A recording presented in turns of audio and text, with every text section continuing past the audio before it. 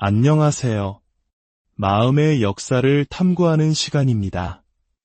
우리의 삶을 구성하는 수많은 관계 속에서 가장 근원적이고 특별한 관계를 꼽으라면 많은 이들이 주저없이 어머니와의 관계를 떠올릴 것입니다. 어머니라는 존재는 생명의 시작점이자 세상의 첫 번째 창문이며 우리 존재의 뿌리와도 같습니다. 그 사랑은 조건 없고 절대적인 것으로 여겨지곤 하죠. 오늘의 이야기에 귀 기울여 주시는 여러분의 마음에 평화가 깃들기를 바랍니다. 만약 이 이야기가 누군가에게 작은 위로와 이해의 실마리가 될 수 있다고 생각하신다면 조용히 공유해 주세요. 여러분의 구독과 좋아요는 혼자 아파하는 또 다른 누군가에게 우리가 함께하고 있다는 따뜻한 신호를 보내는 것과 같습니다. 저희에게도 큰 힘이 됩니다. 자, 그렇다면 만약 우리 존재의 근원이어야 할 그 관계가 가장 깊은 상처의 시작점이 된다면 어떻게 될까요? 세상에서 가장 안전한 피난처여야 할 어머니의 품이 실은 가장 위험하고 예측 불가능한 공간이었다면 우리의 삶은 어떤 모습으로 펼쳐지게 될까요? 오늘은 바로 그 고통스러운 역설, 자기의 성격을 가진 어머니와 그 딸의 관계에 대해 깊이 들여다보려 합니다. 어린 시절의 상처에 우열을 가릴 수는 없습니다. 모든 고통은 저마다의 무게를 지니고 있으니까요. 하지만 만약 세상의 모든 상실과 아픔을 겨루는 대회가 있다면 자기의 성 어머니 밑에서 자란 딸은 아마도 가장 깊은 상처를 받은 이들 중 한 명으로 단상에 오르게 될지도 모릅니다. 그 이유는 바로 관계의 본질에 있습니다. 어머니와 자식, 특히 어머니와 딸의 유대는 우리가 세상을 살아가며 맺는 모든 관계의 원형이 됩니다. 우리는 어머니의 자궁 안에서 생명을 얻고 태어난 직후부터 어머니의 눈을 통해 세상을 배우고 자기 자신을 인식하기 시작합니다. 어머니는 아이에게 첫 번째 거울과도 같은 존재입니다. 그 거울이 나를 따뜻하고 사랑스럽게 비춰줄 때 아이는 나는 사랑받을 만한 존재구나라고 느끼며 안정적인 자아상을 형성합니다. 하지만 그 거울이 왜곡되어 있다면 어떨까요? 나르시시스트 어머니는 자녀를 독립된 인격체로 보지 못합니다. 그들에게 자녀는 자신의 욕구를 채워주는 도구이거나 자신의 연장선상에 있는 존재, 혹은 자신의 빛을 가리는 경쟁자일 뿐입니다. 그 거울은 아이의 모습을 있는 그대로 비추는 대신 어머니 자신의 불안, 질투, 수치심을 아이에게 투사합니다. 아이는 그 왜곡된 거울에 비친 자신의 모습을 보며 혼란에 빠집니다. 엄마가 나를 싫어하는 것 같아. 내가 뭔가 잘못된 걸까? 나는 왜 이렇게 부족할까? 나는 엄마를 힘들게 하는 짐 같은 존재인가 봐. 이런 생각들이 어린 마음속에 깊이 뿌리내리기 시작합니다. 어머니에게서 받아야 할 무조건적인 사랑과 인정을 받지 못한 상처. 이것을 우리는 어머니의 상처라고 부릅니다. 그리고 이 상처는 단순히 어머니와의 관계 문제로 끝나지 않습니다. 그것은 곧 자기 자신에게 입은 상처로 이어져 한 사람의 전생애에 걸쳐 막대한 영향을 미칩니다. 나르시시스트 어머니는 딸에게 어떤 방식으로 상처를 입힐까요? 그들의 행동 패턴은 놀라울 정도로 유사합니다. 첫째, 그들은 딸의 감정을 무시하거나 비웃습니다. 딸이 슬픔이나 고통을 표현하면 유난 떤다, 너무 예민하다, 혹은 이기적이다 라고 몰아붙입니다. 아이의 자연스러운 감정적 욕구를 묵살함으로써 아이는 자신의 감정을 믿지 못하고 억누르는 법을 배우게 됩니다. 둘째, 그들은 딸과 경쟁합니다. 관심, 인정, 외모, 성공 등 모든 영역에서 딸을 경쟁 상대로 여깁니다. 딸의 성취는 축하의 대상이 아니라 질투의 대상이 됩니다. 딸이 주목받는 순간 어머니는 그 공을 가로채거나 은근히 딸의 가치를 깎아내려 자신을 중심에 세웁니다. 셋째, 죄책감을 교묘한 통제 수단으로 사용합니다. 내가 너를 어떻게 키웠는데, 너 때문에 내가 얼마나 희생했는데 와 같은 말을 반복하며 딸의 독립을 배신으로 규정합니다. 딸은 자신의 삶을 살고자 하는 당연한 욕구마저도 어머니에 대한 죄책감 때문에 억압하게 됩니다. 넷째, 그들은 딸의 자존감을 끊임없이 파괴합니다. 다른 사람과 비교하며 단점을 지적하고 칭찬은 오직 자신의 이미지를 좋게 만드는데 도움이 될 때만 아주 인색하게 베풉니다. 딸이 자신만의 경계를 설정하거나 반대 의견을 내면 분노를 터뜨리거나 침묵으로 벌을 줍니다. 감히 내가 나에게 라는 태도로 딸의 자율성을 짓밟은 것이죠. 다섯째, 그들은 가스라이팅의 대가입니다. 딸의 기억과 경험을 부정하고 과거를 왜곡합니다. 그런 일 없었어. 내가 상상하는 거야. 너는 원래 거짓말을 잘하잖아 라며 딸이 자기 자신을 의심하게 만듭니다. 결국 딸은 무엇이 진실인지 혼란스러워하며 자신의 판단력을 상실하게 됩니다. 여섯째, 자신의 수치심과 결점을 딸에게 투사합니다. 정작 자신이 가지고 있는 문제점을 딸에게서 발견했다고 주장하며 맹렬히 비난합니다. 사실 그것은 자기 자신을 향한 혐오이지만 그들은 결코 그것을 인정하지 못하고 가장 만만한 대상인 딸에게 모든 것을 떠넘기는 것입니다. 이런 환경에서 자란 딸의 내면 세계는 어떻게 될까요? 신경계는 사랑과 불안을 혼동하게 됩니다. 따뜻하고 안정적인 관계가 오히려 낯설고 늘 긴장하고 눈치를 봐야 하는 관계에서 익숙함과 안정감을 느끼는 비극이 발생합니다. 세상 모든 관계에서 거절당할 것을 미리 예상하고 방어 자세를 취합니다. 그래서 늘 과도하게 사과하고 과도하게 노력하며 과도하게 베풉니다. 있는 그대로의 모습으로는 사랑받을 수 없다는 깊은 불신이 자리 잡고 있기 때문입니다. 자신의 공간을 차지하거나 아니오라고 말하거나 자신의 경계를 설정하는 것에 엄청난 죄책감을 느낍니다. 다른 사람의 기분을 살피고 그들의 감정을 책임져야 한다는 강박에 시달립니다. 보이지 않는 것을 두려워하면서도 동시에 간절하게 선택받기를 원합니다. 그리고 머릿속에는 끊임없이 자신을 비난하고 질책하는 목소리가 울려 퍼집니다. 넌 안 돼. 내가 그럼 그렇지. 그런 생각을 하다니 뻔뻔하구나. 그것은 어린 시절부터 들어온 어머니의 목소리이지만 이제는 완전히 자신의 내면의 목소리가 되어버린 것입니다. 이 상처는 성인이 된 후에도 끝나지 않습니다. 오히려 더 복잡한 양상으로 나타납니다. 어린 시절 채워지지 않았던 어머니의 사랑과 인정을 갈구하는 마음은 사라지지 않습니다. 그래서 상처를 준 바로 그 사람에게 계속해서 돌아가게 됩니다. 이번에는 다를 거야. 이제 내가 어른이 되었으니 엄마를 이해시키고 관계를 개선할 수 있을 거야. 라는 헛된 희망을 품고 말이죠. 하지만 그럴 때마다 어린 시절의 상처는 그대로 재현됩니다. 어머니는 변하지 않았고 딸은 또다시 무력한 어린아이의 자리로 돌아가 상처받기를 반복합니다. 많은 이들이 수많은 시도 끝에 깨닫게 됩니다. 나 자신으로 바로 서기 위해서는 어머니와의 관계를 끊어내는 것 외에는 방법이 없을지도 모른다는 사실을요.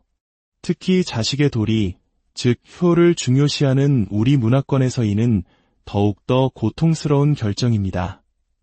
부모를, 특히 어머니를 멀리한다는 것은 상상할 수 없는 죄책감과 사회적 비난을 감수해야 하는 일이기 때문입니다. 바로 이 효라는 관념이 나르시시스트 어머니에게는 딸을 통제하고 죄책감을 심어주는 가장 강력한 무기가 되기도 합니다. 수많은 상담과 치유 과정에서 많은 이들이 깨닫는 중요한 사실이 있습니다.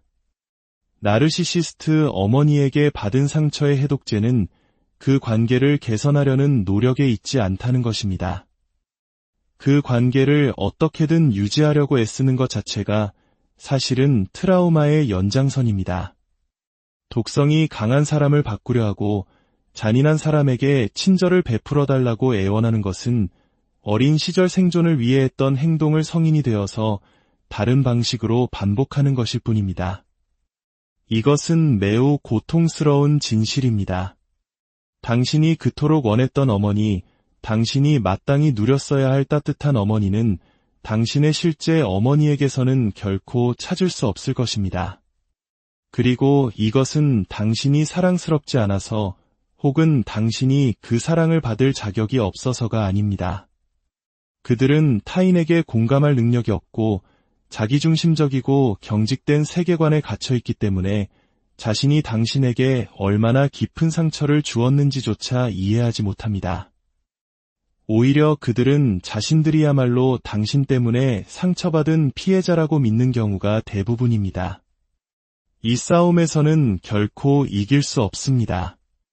만약 이 이야기가 당신의 이야기처럼 들린다면 이제는 그 사실을 받아들이는 것에서부터 치유를 시작해야 합니다. 진정한 치유는 어머니를 바꾸려는 헛된 노력을 멈추고 당신의 내면으로 시선을 돌리는 것에서 시작됩니다.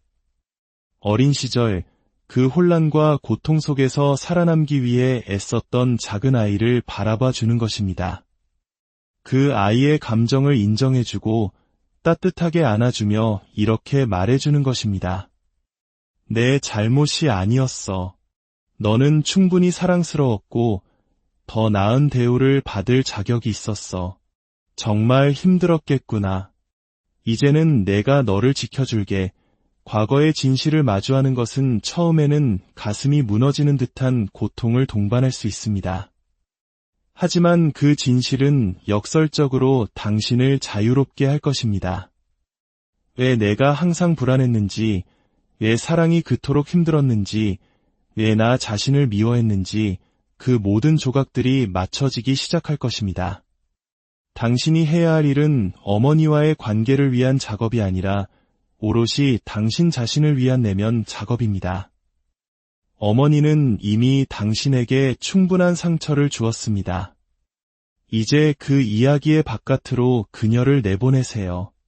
그리고 당신의 삶의 주인으로 당신의 내면의 가장 따뜻한 부모로서 새로운 역사를 써 내려가시길 바랍니다. 당신은 혼자 안녕하세요. 마음의 역사를 탐구하는 시간입니다. 우리의 삶을 구성하는 수많은 관계 속에서 가장 근원적이고 특별한 관계를 꼽으라면 많은 이들이 주저없이 어머니와의 관계를 떠올릴 것입니다.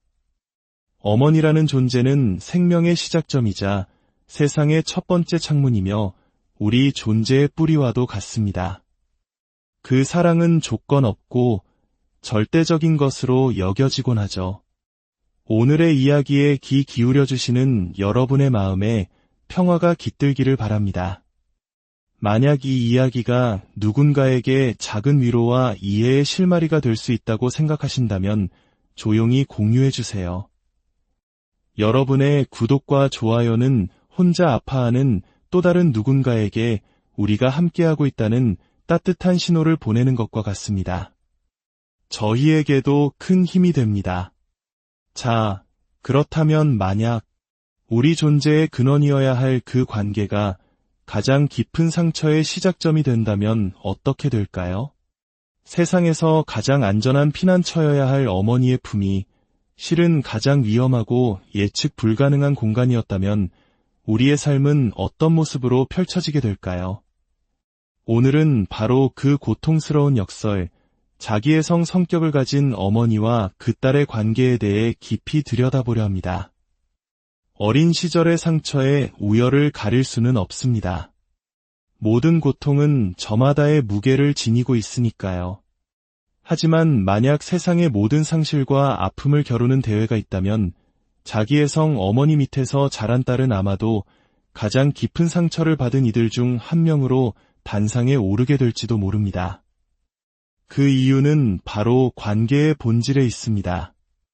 어머니와 자식, 특히 어머니와 딸의 유대는 우리가 세상을 살아가며 맺는 모든 관계의 원형이 됩니다. 우리는 어머니의 자궁 안에서 생명을 얻고 태어난 직후부터 어머니의 눈을 통해 세상을 배우고 자기 자신을 인식하기 시작합니다. 어머니는 아이에게 첫 번째 거울과도 같은 존재입니다. 그 거울이 나를 따뜻하고 사랑스럽게 비춰줄 때 아이는 나는 사랑받을 만한 존재구나라고 느끼며 안정적인 자아상을 형성합니다.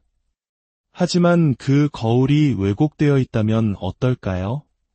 나르시시스트 어머니는 자녀를 독립된 인격체로 보지 못합니다.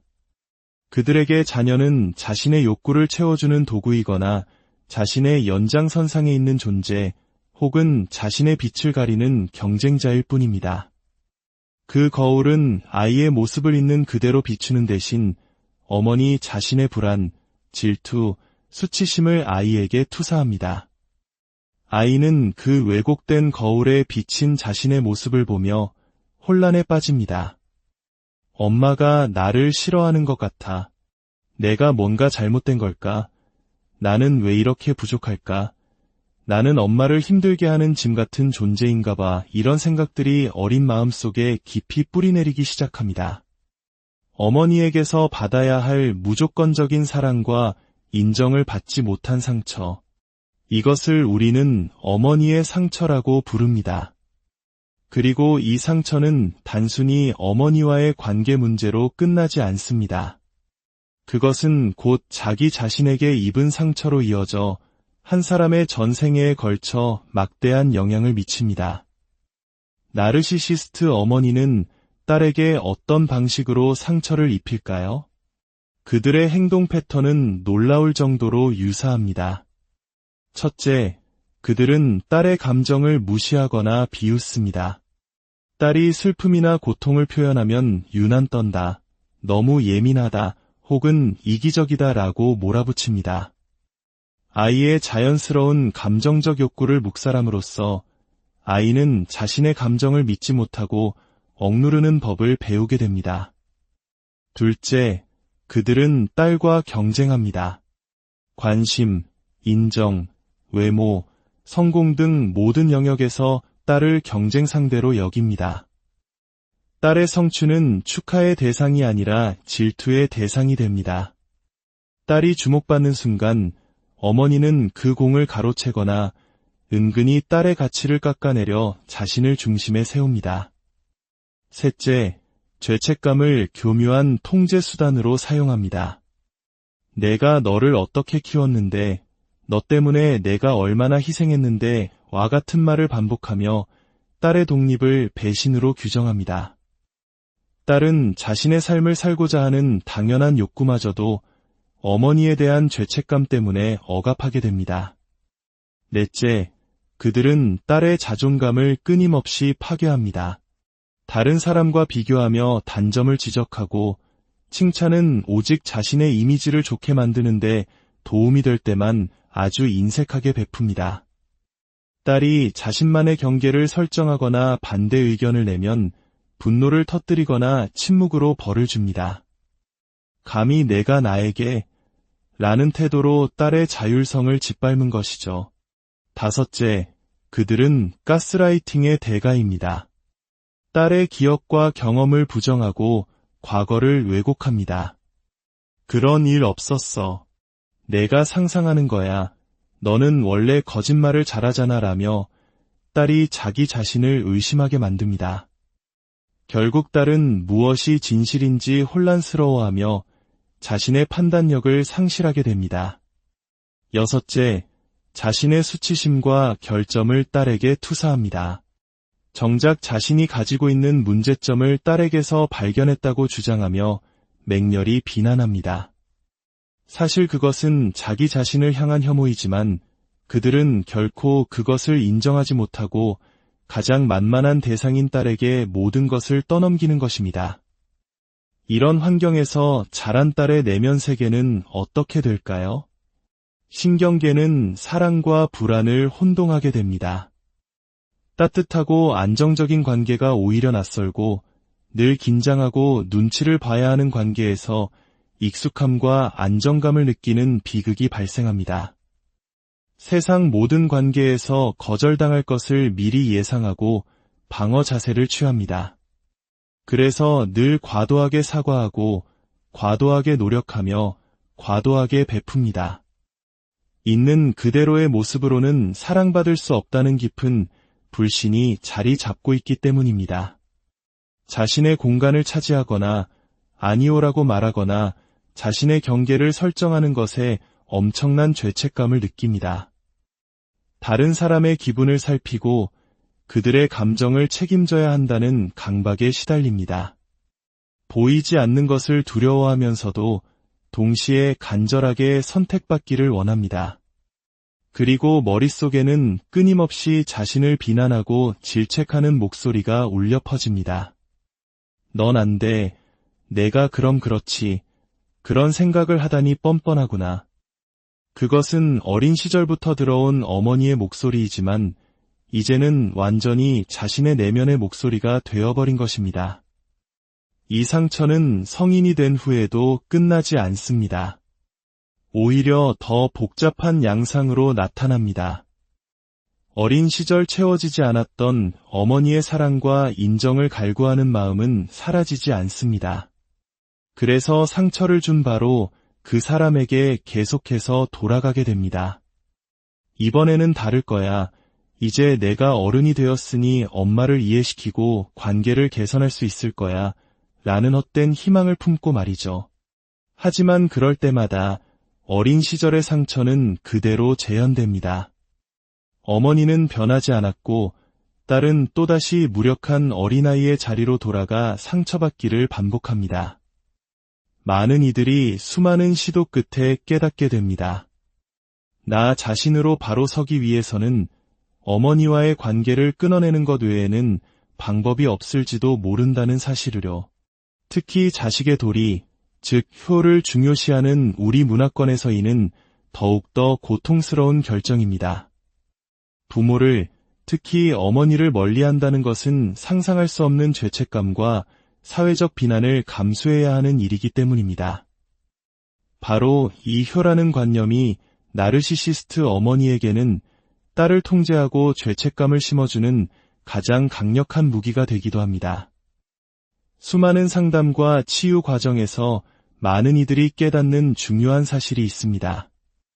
나르시시스트 어머니에게 받은 상처의 해독제는 그 관계를 개선하려는 노력에 있지 않다는 것입니다. 그 관계를 어떻게든 유지하려고 애쓰는 것 자체가 사실은 트라우마의 연장선입니다. 독성이 강한 사람을 바꾸려 하고 잔인한 사람에게 친절을 베풀어 달라고 애원하는 것은 어린 시절 생존을 위해 했던 행동을 성인이 되어서 다른 방식으로 반복하는 것일 뿐입니다. 이것은 매우 고통스러운 진실입니다. 당신이 그토록 원했던 어머니, 당신이 마땅히 누렸어야 할 따뜻한 어머니는 당신의 실제 어머니에게서는 결코 찾을 수 없을 것입니다. 그리고 이것은 당신이 사랑스럽지 않아서 혹은 당신이 그 사랑을 받을 자격이 없어서가 아닙니다. 그들은 타인에게 공감할 능력이 없고 자기중심적이고 경직된 세계관에 갇혀있기 때문에 자신이 당신에게 얼마나 깊은 상처를 주었는지조차 이해하지 못합니다. 오히려 그들은 자신들이야말로 당신 때문에 상처받은 피해자라고 믿는 경우가 대부분입니다. 이 싸움에서는 결코 이길 수 없습니다. 만약 이 이야기가 당신의 이야기처럼 들린다면 이제는 그 사실을 받아들이는 것에서부터 치유를 시작해야 합니다. 진정한 치유는 어머니를 바꾸려는 헛된 노력을 멈추고 당신의 내면으로 시선을 돌리는 것에서 시작됩니다. 어린 시절 그 혼란과 고통 속에서 살아남기 위해 애썼던 작은 아이를 바라봐 주는 것입니다. 그 아이의 감정을 인정해주고 따뜻하게 안아주며 이렇게 말해주는 것입니다. 내 잘못이 아니었어. 너는 충분히 사랑스러웠고 더 나은 대우를 받을 자격이 있었어. 정말 힘들었겠구나. 이제는 내가 너를 지켜줄게. 과거의 진실을 마주하는 것은 처음에는 가슴이 무너지는 듯한 고통을 동반할 수 있습니다. 하지만 그 진실은 역설적으로 당신을 자유롭게 할 것입니다. 왜 내가 항상 불안했는지, 왜 사랑이 그토록 힘들었는지, 왜 나 자신을 미워했는지 그 모든 조각들이 맞춰지기 시작할 것입니다. 당신이 해야 할 일은 어머니와의 관계를 위한 작업이 아니라 오롯이 당신 자신을 위한 내면 작업입니다. 어머니는 이미 당신에게 충분한 상처를 주었습니다. 이제 그 이야기의 바깥으로 그녀를 내보내세요. 그리고 당신의 삶의 주인으로 당신의 내면의 가장 따뜻한 부모로서 새로운 역사를 써 내려가시길 바랍니다. 당신은 혼자 안녕하세요. 마음의 역사를 탐구하는 시간입니다. 우리의 삶을 구성하는 수많은 관계 속에서 가장 근원적이고 특별한 관계를 꼽으라면 많은 이들이 주저없이 어머니와의 관계를 떠올릴 것입니다. 어머니라는 존재는 생명의 시작점이자 세상의 첫 번째 창문이며 우리 존재의 뿌리와도 같습니다. 그 사랑은 조건 없고 절대적인 것으로 여겨지곤 하죠.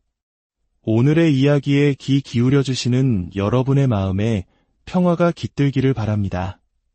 만약 이 이야기가 누군가에게 작은 위로와 이해의 실마리가 될 수 있다고 생각하신다면 조용히 공유해주세요. 여러분의 구독과 좋아요는 혼자 아파하는 또 다른 누군가에게 우리가 함께하고 있다는 따뜻한 신호를 보내는 것과 같습니다. 저희에게도 큰 힘이 됩니다.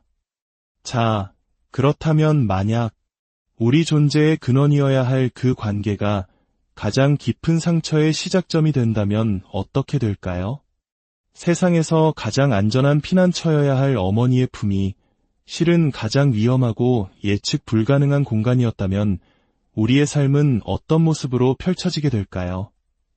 오늘은 바로 그 고통스러운 역설, 자기의 성격을 가진 어머니와 그 딸의 관계에 대해 깊이 들여다보려 합니다. 어린 시절의 상처에 우열을 가릴 수는 없습니다. 모든 고통은 저마다의 무게를 지니고 있으니까요. 하지만 만약 세상의 모든 상실과 아픔을 겨루는 대회가 있다면 자기의 성 어머니 밑에서 자란 딸은 아마도 가장 깊은 상처를 받은 이들 중 한 명으로 단상에 오르게 될지도 모릅니다. 그 이유는 바로 관계의 본질에 있습니다. 어머니와 자식, 특히 어머니와 딸의 유대는 우리가 세상을 살아가며 맺는 모든 관계의 원형이 됩니다. 우리는 어머니의 자궁 안에서 생명을 얻고 태어난 직후부터 어머니의 눈을 통해 세상을 배우고 자기 자신을 인식하기 시작합니다. 어머니는 아이에게 첫 번째 거울과도 같은 존재입니다. 그 거울이 나를 따뜻하고 사랑스럽게 비춰줄 때 아이는 나는 사랑받을 만한 존재구나라고 느끼며 안정적인 자아상을 형성합니다. 하지만 그 거울이 왜곡되어 있다면 어떨까요? 나르시시스트 어머니는 자녀를 독립된 인격체로 보지 못합니다. 그들에게 자녀는 자신의 욕구를 채워주는 도구이거나 자신의 연장선상에 있는 존재 혹은 자신의 빛을 가리는 경쟁자일 뿐입니다. 그 거울은 아이의 모습을 있는 그대로 비추는 대신 어머니 자신의 불안, 질투, 수치심을 아이에게 투사합니다. 아이는 그 왜곡된 거울에 비친 자신의 모습을 보며 혼란에 빠집니다. 엄마가 나를 싫어하는 것 같아. 내가 뭔가 잘못된 걸까? 나는 왜 이렇게 부족할까?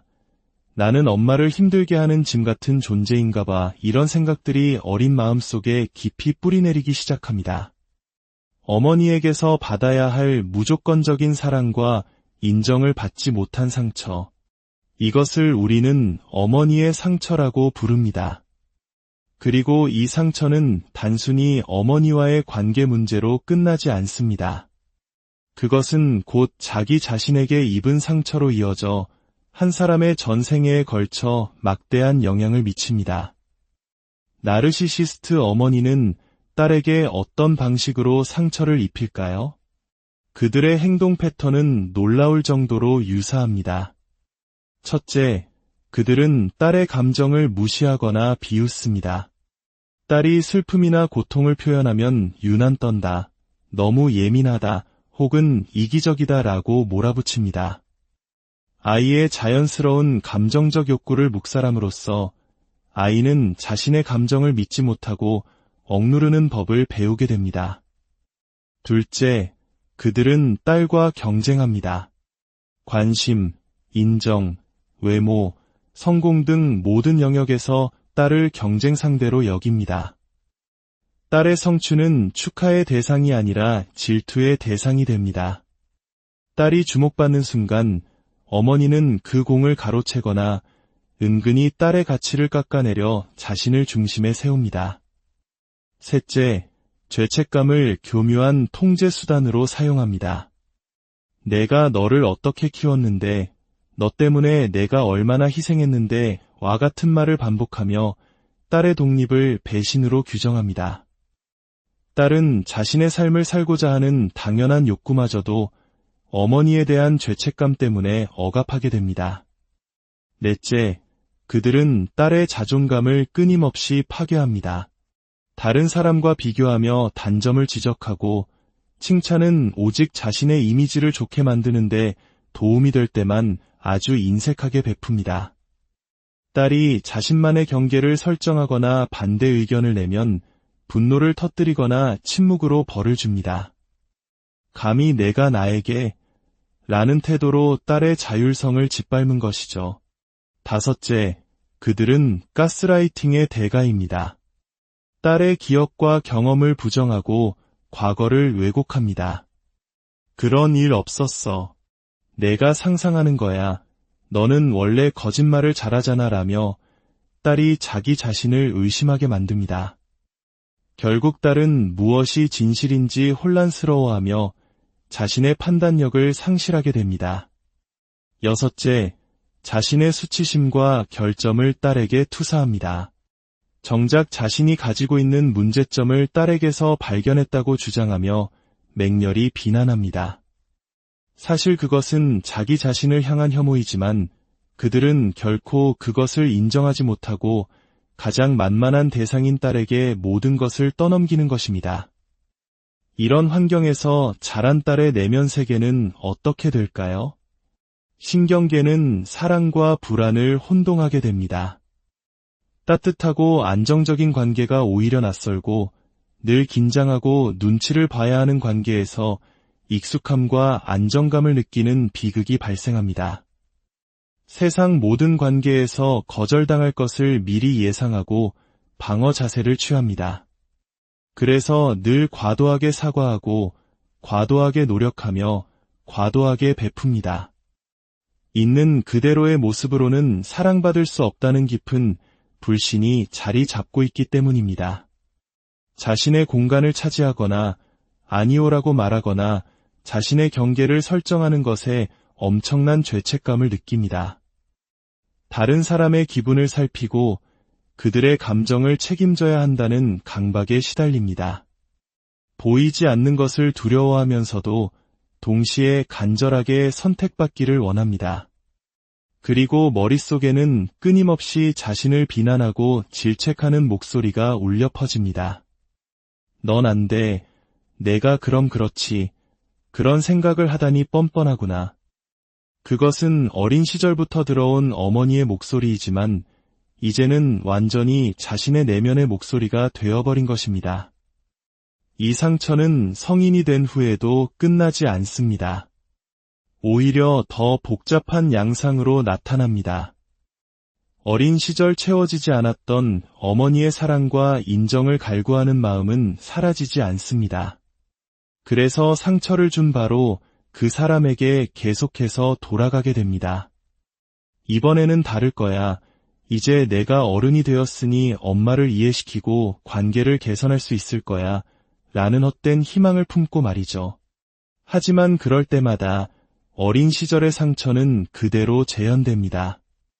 어머니는 변하지 않았고 딸은 또다시 무력한 어린아이의 자리로 돌아가 상처받기를 반복합니다. 많은 이들이 수많은 시도 끝에 깨닫게 됩니다. 나 자신으로 바로 서기 위해서는 어머니와의 관계를 끊어내는 것 외에는 방법이 없을지도 모른다는 사실을요. 특히 자식의 도리, 즉 효를 중요시하는 우리 문화권에서 이는 더욱더 고통스러운 결정입니다. 부모를, 특히 어머니를 멀리한다는 것은 상상할 수 없는 죄책감과 사회적 비난을 감수해야 하는 일이기 때문입니다. 바로 이 효라는 관념이 나르시시스트 어머니에게는 딸을 통제하고 죄책감을 심어주는 가장 강력한 무기가 되기도 합니다. 수많은 상담과 치유 과정에서 많은 이들이 깨닫는 중요한 사실이 있습니다. 나르시시스트 어머니에게 받은 상처의 해독제는 그 관계를 개선하려는 노력에 있지 않다는 것입니다. 그 관계를 어떻게든 유지하려고 애쓰는 것 자체가 사실은 트라우마의 연장선입니다.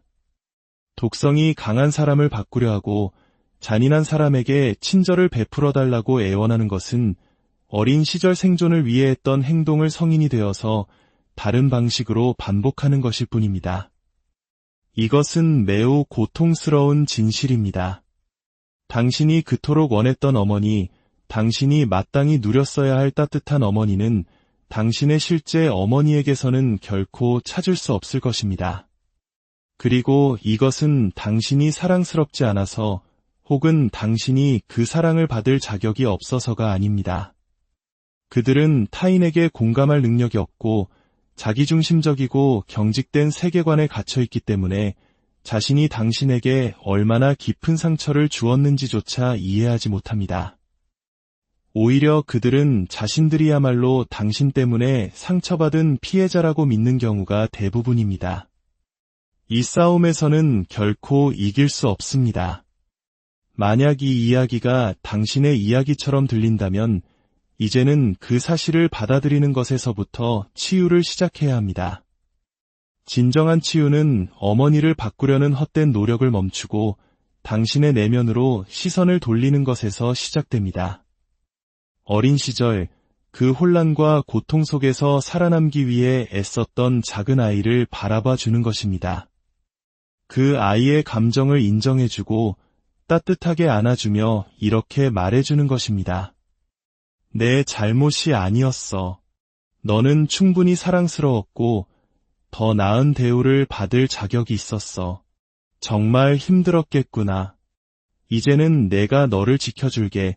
과거의 진실을 마주하는 것은 처음에는 가슴이 무너지는 듯한 고통을 동반할 수 있습니다. 하지만 그 진실은 역설적으로 당신을 자유롭게 할 것입니다.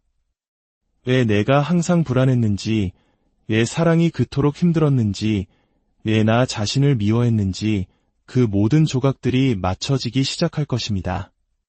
당신이 해야 할 일은 어머니와의 관계를 위한 작업이 아니라 오롯이 당신 자신을 위한 내면 작업입니다. 어머니는 이미 당신에게 충분한 상처를 주었습니다. 이제 그 이야기의 바깥으로 그녀를 내보내세요.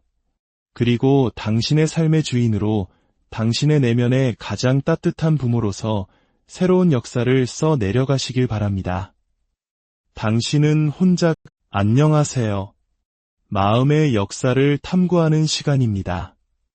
우리의 삶을 구성하는 수많은 관계 속에서 가장 근원적이고 특별한 관계를 꼽으라면 많은 이들이 주저없이 어머니와의 관계를 떠올릴 것입니다.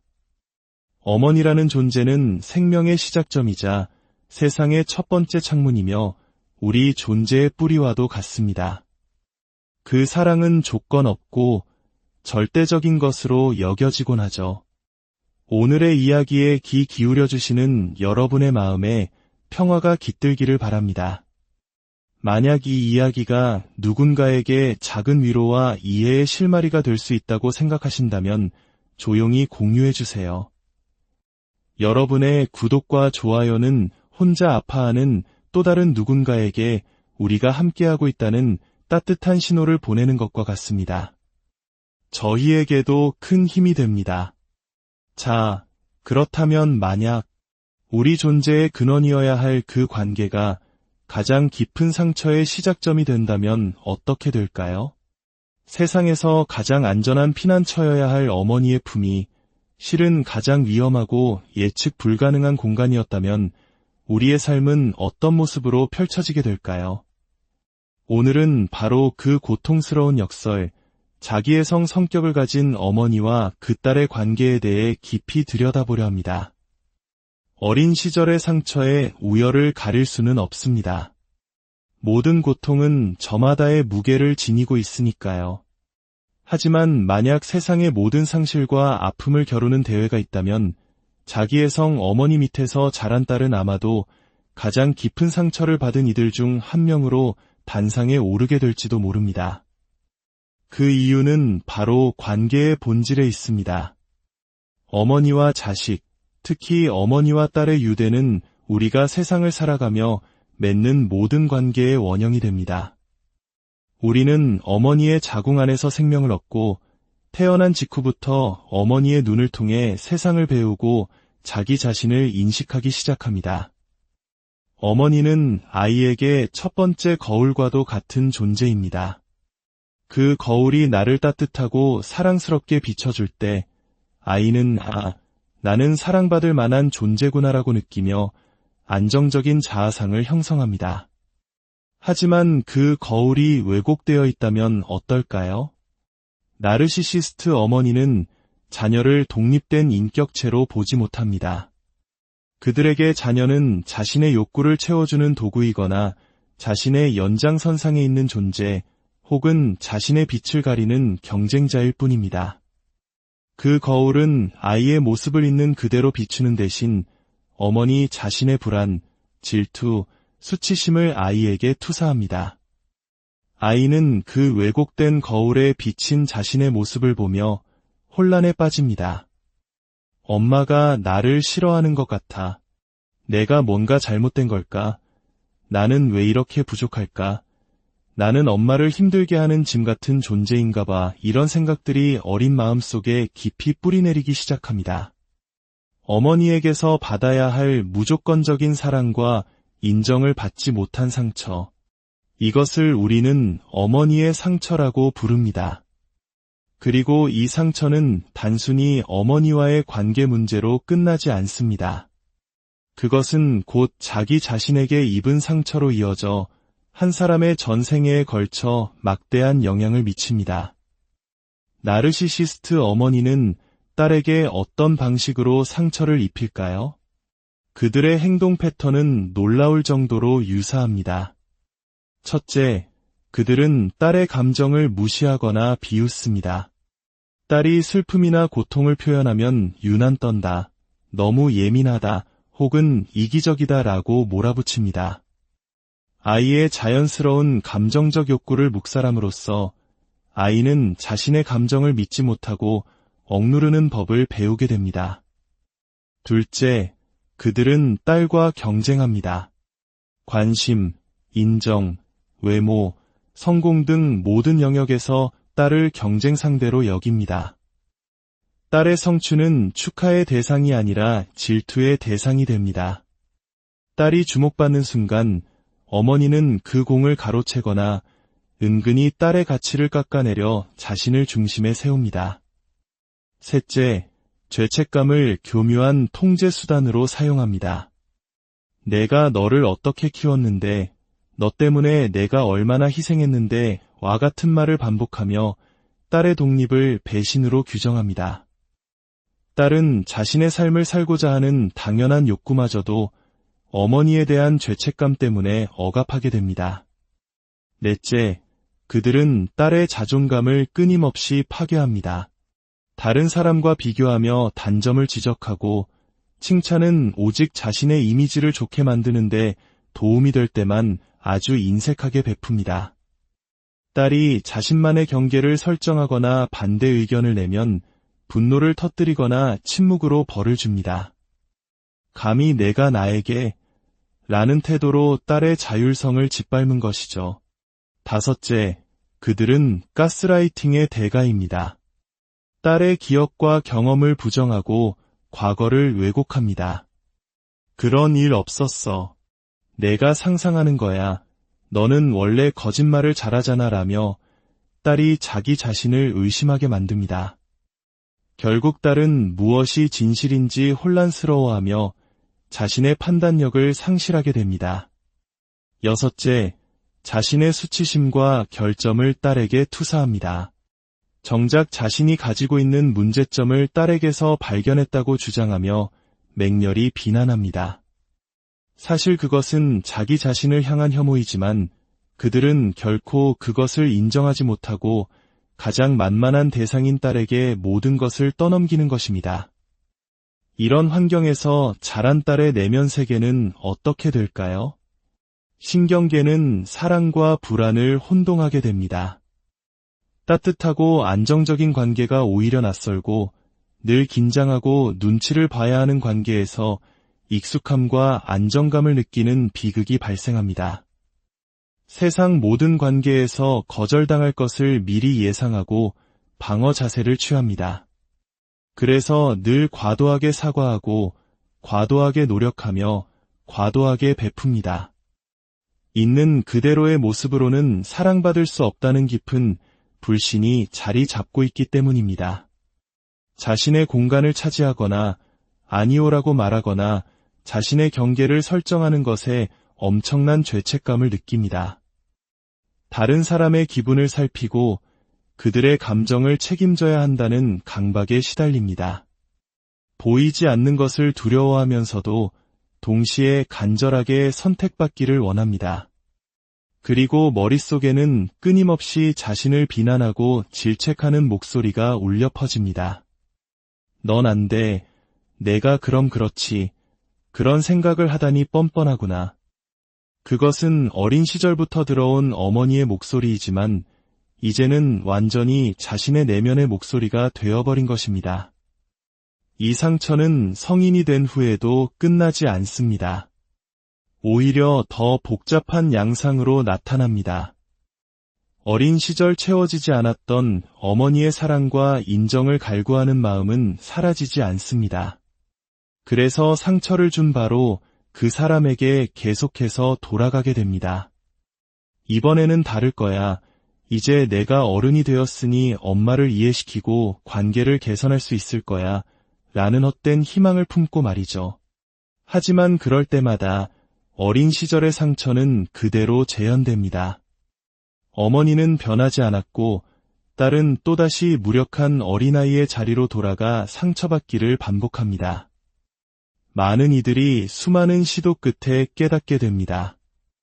나 자신으로 바로 서기 위해서는 어머니와의 관계를 끊어내는 것 외에는 방법이 없을지도 모른다는 사실을요. 특히 자식의 도리, 즉 효를 중요시하는 우리 문화권에서 이는 더욱더 고통스러운 결정입니다. 부모를, 특히 어머니를 멀리한다는 것은 상상할 수 없는 죄책감과 사회적 비난을 감수해야 하는 일이기 때문입니다.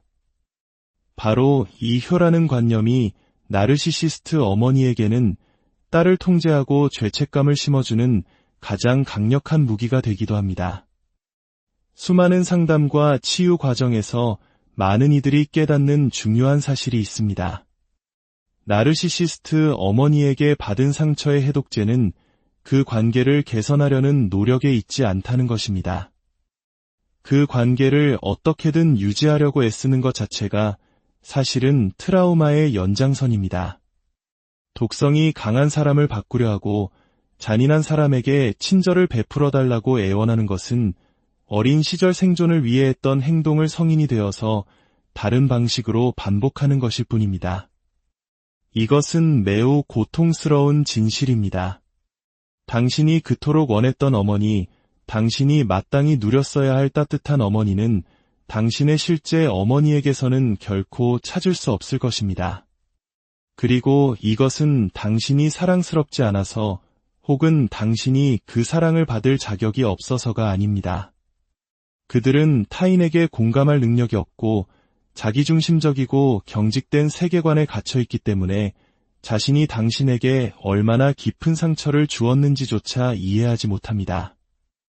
오히려 그들은 자신들이야말로 당신 때문에 상처받은 피해자라고 믿는 경우가 대부분입니다. 이 싸움에서는 결코 이길 수 없습니다. 만약 이 이야기가 당신의 이야기처럼 들린다면 이제는 그 사실을 받아들이는 것에서부터 치유를 시작해야 합니다. 진정한 치유는 어머니를 바꾸려는 헛된 노력을 멈추고 당신의 내면으로 시선을 돌리는 것에서 시작됩니다. 어린 시절 그 혼란과 고통 속에서 살아남기 위해 애썼던 작은 아이를 바라봐 주는 것입니다. 그 아이의 감정을 인정해주고 따뜻하게 안아주며 이렇게 말해주는 것입니다. 내 잘못이 아니었어. 너는 충분히 사랑스러웠고 더 나은 대우를 받을 자격이 있었어. 정말 힘들었겠구나. 이제는 내가 너를 지켜줄게. 과거의 진실을 마주하는 것은 처음에는 가슴이 무너지는 듯한 고통을 동반할 수 있습니다. 하지만 그 진실은 역설적으로 당신을 자유롭게 할 것입니다. 왜 내가 항상 불안했는지, 왜 사랑이 그토록 힘들었는지, 왜 나 자신을 미워했는지 그 모든 조각들이 맞춰지기 시작할 것입니다. 당신이 해야 할 일은 어머니와의 관계를 위한 작업이 아니라 오롯이 당신 자신을 위한 내면 작업입니다. 어머니는 이미 당신에게 충분한 상처를 주었습니다. 이제 그 이야기의 바깥으로 그녀를 내보내세요. 그리고 당신의 삶의 주인으로 당신의 내면의 가장 따뜻한 부모로서 새로운 역사를 써 내려가시길 바랍니다. 당신은 혼자 안녕하세요. 마음의 역사를 탐구하는 시간입니다. 우리의 삶을 구성하는 수많은 관계 속에서 가장 근원적이고 특별한 관계를 꼽으라면 많은 이들이 주저없이 어머니와의 관계를 떠올릴 것입니다.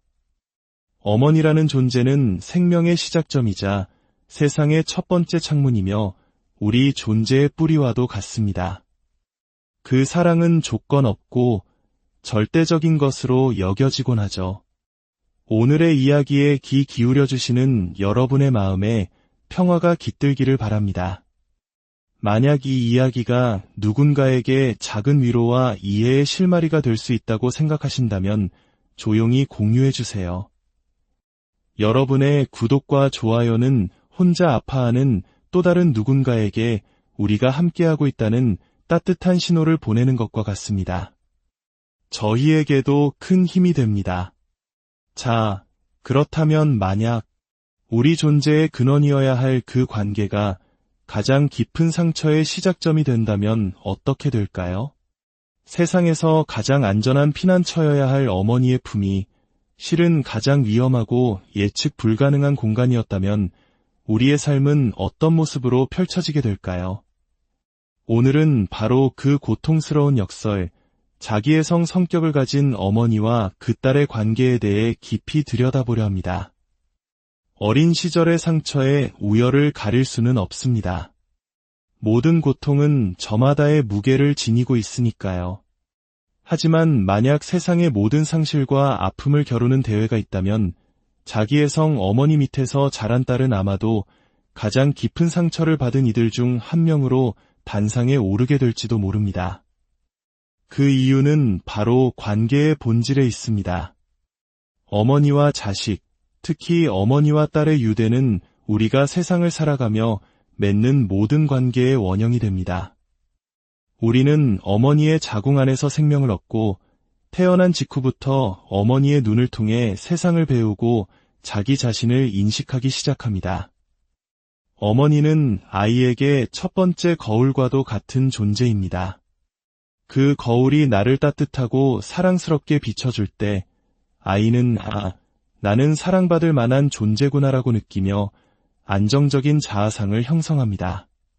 하지만 그 거울이 왜곡되어 있다면 어떨까요? 나르시시스트 어머니는 자녀를 독립된 인격체로 보지 못합니다. 그들에게 자녀는 자신의 욕구를 채워주는 도구이거나 자신의 연장선상에 있는 존재 혹은 자신의 빛을 가리는 경쟁자일 뿐입니다. 그 거울은 아이의 모습을 있는 그대로 비추는 대신 어머니 자신의 불안, 질투, 수치심을 아이에게 투사합니다. 아이는 그 왜곡된 거울에 비친 자신의 모습을 보며 혼란에 빠집니다. 엄마가 나를 싫어하는 것 같아. 내가 뭔가 잘못된 걸까? 나는 왜 이렇게 부족할까? 나는 엄마를 힘들게 하는 짐 같은 존재인가 봐. 이런 생각들이 어린 마음속에 깊이 뿌리내리기 시작합니다. 어머니에게서 받아야 할 무조건적인 사랑과 인정을 받지 못한 상처. 이것을 우리는 어머니의 상처라고 부릅니다. 그리고 이 상처는 단순히 어머니와의 관계 문제로 끝나지 않습니다. 그것은 곧 자기 자신에게 입은 상처로 이어져 한 사람의 전생애에 걸쳐 막대한 영향을 미칩니다. 나르시시스트 어머니는 딸에게 어떤 방식으로 상처를 입힐까요? 그들의 행동 패턴은 놀라울 정도로 유사합니다. 첫째, 그들은 딸의 감정을 무시하거나 비웃습니다. 딸이 슬픔이나 고통을 표현하면 유난 떤다, 너무 예민하다, 혹은 이기적이다 라고 몰아붙입니다. 아이의 자연스러운 감정적 욕구를 묵살함으로써 아이는 자신의 감정을 믿지 못하고 억누르는 법을 배우게 됩니다. 둘째, 그들은 딸과 경쟁합니다. 관심, 인정, 외모, 성공 등 모든 영역에서 딸을 경쟁 상대로 여깁니다. 딸의 성취는 축하의 대상이 아니라 질투의 대상이 됩니다. 딸이 주목받는 순간 어머니는 그 공을 가로채거나 은근히 딸의 가치를 깎아내려 자신을 중심에 세웁니다. 셋째, 죄책감을 교묘한 통제 수단으로 사용합니다. 내가 너를 어떻게 키웠는데, 너 때문에 내가 얼마나 희생했는데 와 같은 말을 반복하며 딸의 독립을 배신으로 규정합니다. 딸은 자신의 삶을 살고자 하는 당연한 욕구마저도 어머니에 대한 죄책감 때문에 억압하게 됩니다. 넷째, 그들은 딸의 자존감을 끊임없이 파괴합니다. 다른 사람과 비교하며 단점을 지적하고 칭찬은 오직 자신의 이미지를 좋게 만드는데 도움이 될 때만 아주 인색하게 베풉니다. 딸이 자신만의 경계를 설정하거나 반대 의견을 내면 분노를 터뜨리거나 침묵으로 벌을 줍니다. 감히 내가 나에게 라는 태도로 딸의 자율성을 짓밟은 것이죠. 다섯째, 그들은 가스라이팅의 대가입니다. 딸의 기억과 경험을 부정하고 과거를 왜곡합니다. 그런 일 없었어. 내가 상상하는 거야. 너는 원래 거짓말을 잘하잖아 라며 딸이 자기 자신을 의심하게 만듭니다. 결국 딸은 무엇이 진실인지 혼란스러워하며 자신의 판단력을 상실하게 됩니다. 여섯째, 자신의 수치심과 결점을 딸에게 투사합니다. 정작 자신이 가지고 있는 문제점을 딸에게서 발견했다고 주장하며 맹렬히 비난합니다. 사실 그것은 자기 자신을 향한 혐오이지만 그들은 결코 그것을 인정하지 못하고 가장 만만한 대상인 딸에게 모든 것을 떠넘기는 것입니다. 이런 환경에서 자란 딸의 내면 세계는 어떻게 될까요? 신경계는 사랑과 불안을 혼동하게 됩니다. 따뜻하고 안정적인 관계가 오히려 낯설고 늘 긴장하고 눈치를 봐야 하는 관계에서 익숙함과 안정감을 느끼는 비극이 발생합니다. 세상 모든 관계에서 거절당할 것을 미리 예상하고 방어 자세를 취합니다. 그래서 늘 과도하게 사과하고 과도하게 노력하며 과도하게 베풉니다. 있는 그대로의 모습으로는 사랑받을 수 없다는 깊은 불신이 자리 잡고 있기 때문입니다. 자신의 공간을 차지하거나 아니오라고 말하거나 자신의 경계를 설정하는 것에 엄청난 죄책감을 느낍니다.